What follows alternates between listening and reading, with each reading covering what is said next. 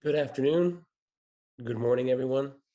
On behalf of the International Pollutants Elimination Network and our 40 member organizations involved in these two global reports, we warmly welcome members of the media to this global press conference to launch the findings of our newest reports on plastics and chemicals and pellets. The reports can be found online in multiple languages, the press release in multiple languages. You've seen I put into the chat. My name is Bjorn Bieler. I'm the international coordinator for IPEN. IPEN is a global network of over 600 organizations, public interest, public health organizations in 128 countries. Our mission is working for a toxic-free future for all, where chemicals no longer harm human health and the environment. Before we proceed, please allow me to share these reminders with you. This event will be recording. So the recording will be posted onto our IPEN's YouTube channel and can be accessed for the public. This webinar is also being translated into French, Russian, and Spanish. You may click on the interpretation below it. It's a little globe figure. Lastly, with regards to questions, there will be a Q&A session at the end of this. But between each speaker, we will allow 1 to 2 questions if they emerge rapidly. Otherwise, we'll move on to keep most of the questions at the end. So first to begin, Dr. Therese Carlson, the lead author of the report, Plastic Pellets Found All Over the World Contain Toxic Chemicals. Dr. Carlson is IPEN's science and technical advisor and has a background in chemicals and plastic research. She did her PhD in marine sciences, where she focused her research on microplastics. Therese is based in Gothenburg, Sweden.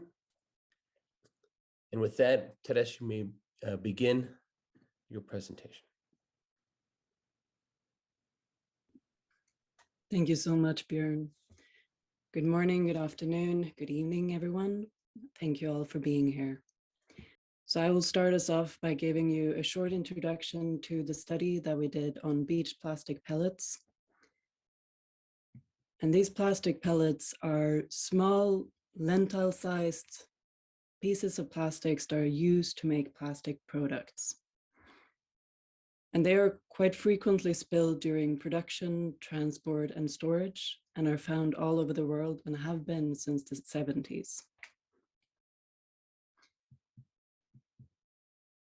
Which is evidenced by the fact that we asked our partner organizations all over the world to go out and look for these pellets. And even though, as you can see here, they were sampling in quite different environments, they found pellets in a lot of different types of locations.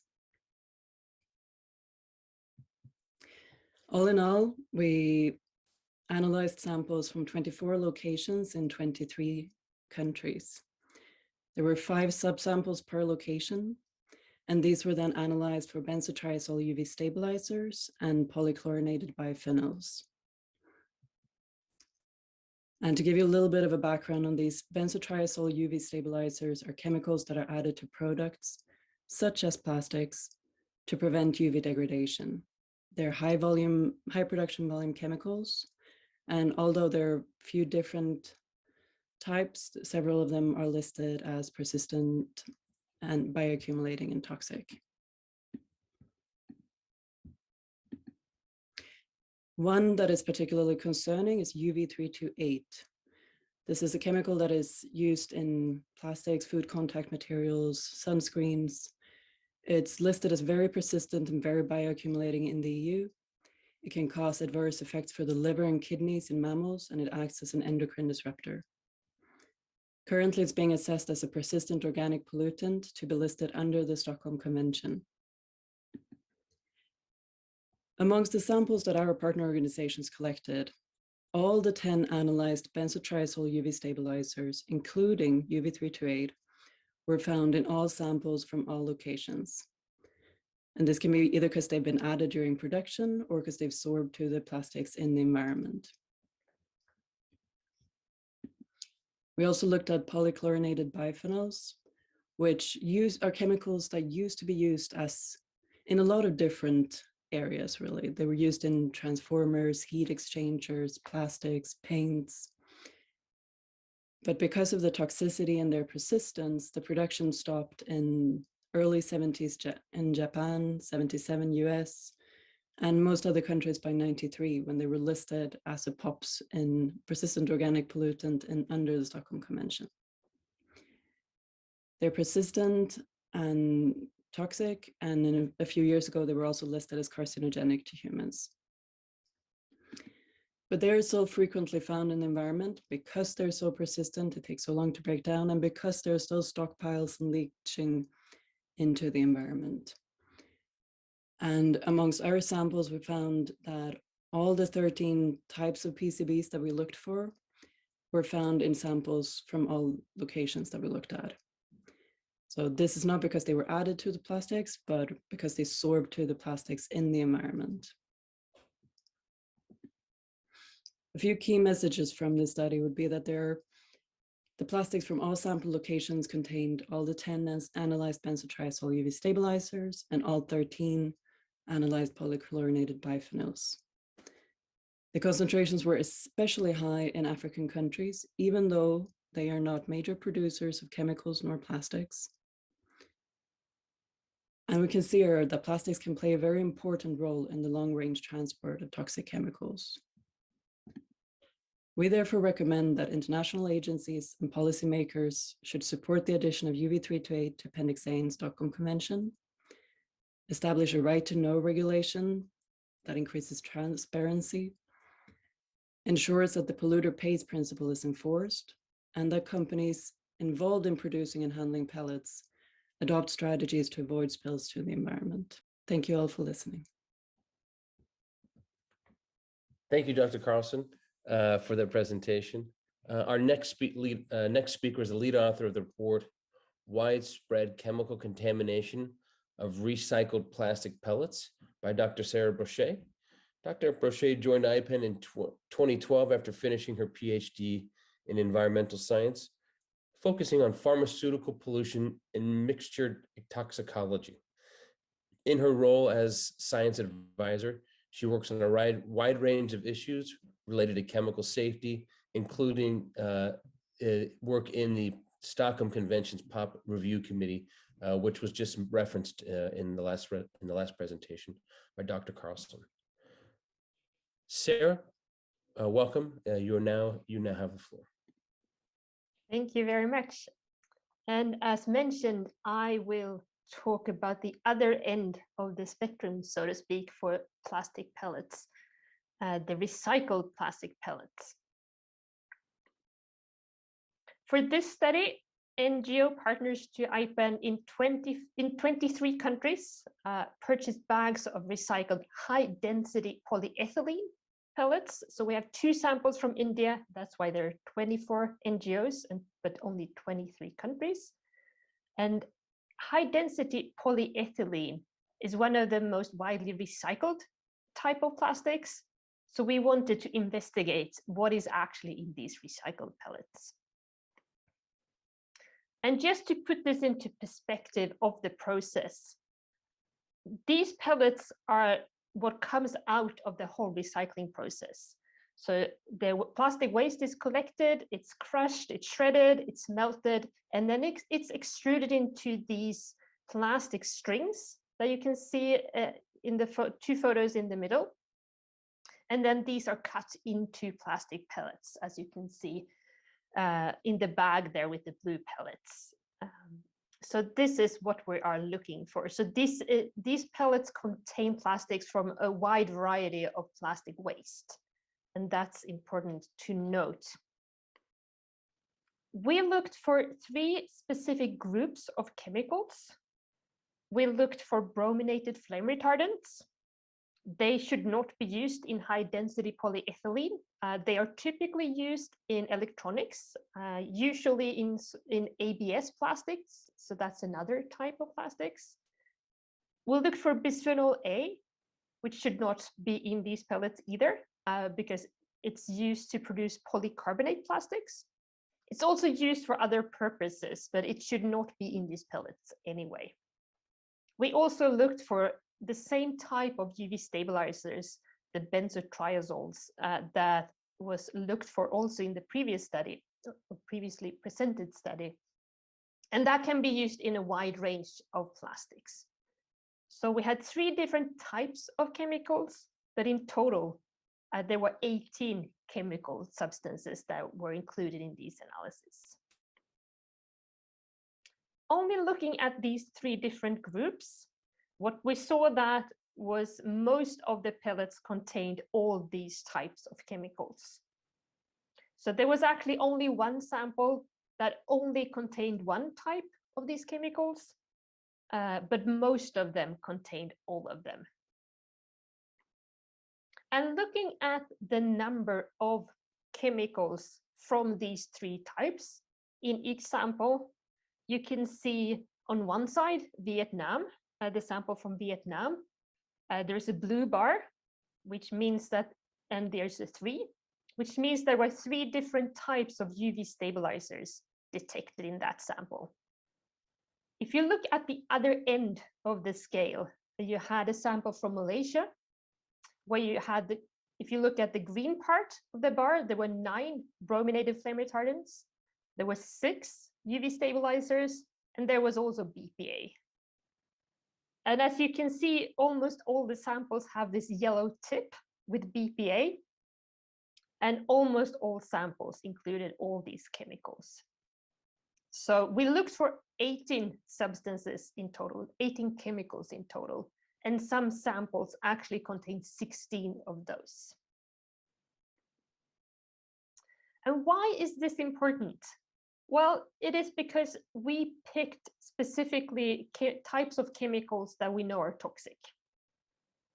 And they can all cause harm to human health, but also to the environment, of course, if it's leached out into or released into the environment. And looking at the specific chemicals included in this study, there are scientific studies that are published that confirm that 12 of these 18 chemicals have so-called endocrine disrupting effects. So they impact the hormone system. And that impact can cause harm throughout your life, but it's especially important when you're developing. So for fetuses and for children, it's an especially dangerous type of chemicals. And effects can be developmental effects, so it can cause some impacts on the brain development, for example, but also other types of impacts like cancer, diabetes, and so on. And there are also other health impacts of some of these chemicals as well. And looking at the results of the analysis, we saw that a few samples contained only 2 endocrine disrupting chemicals, but some of them, you're looking at the range where you find India, Egypt, Malaysia, Serbia, Taiwan, and so on, you have 10 to 11 endocrine disrupting chemicals.